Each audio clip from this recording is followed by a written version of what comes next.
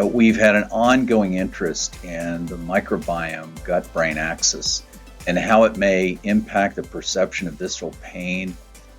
how it may affect patients with abdominal pain that may be tied to GI conditions such as constipation and diarrhea, and that combination, of course, is commonly referred to as irritable bowel syndrome. The reality is that we have made significant progress in understanding that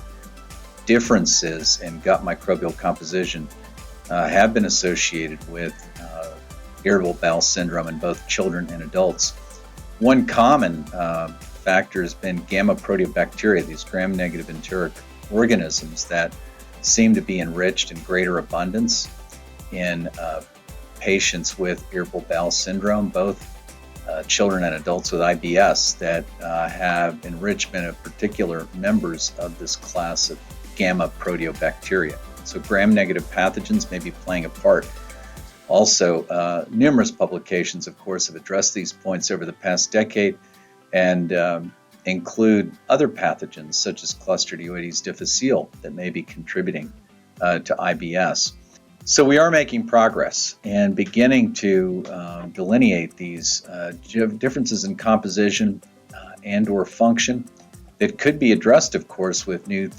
diagnostic and therapeutic approaches to IBS, and as we get better at stratifying patients with this chronic condition. I should also point out that specific diets, of course, have had some success, at least with subsets of patients with IBS, such as a low FODMAP diet with specific carbohydrates or foods that contain or enriched in certain carbohydrates that may be lower in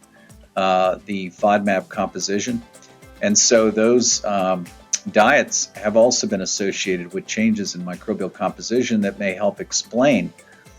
improvement, at least with some patients with IBS, and improvement in symptoms.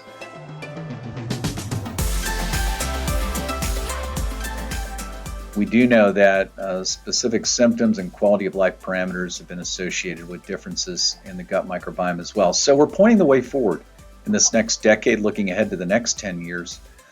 to new diagnostic approaches that may highlight specific changes that would help us stratify patients with IBS, and then point the way to specific therapies such as probiotics or prebiotics or some combination as a symbiotic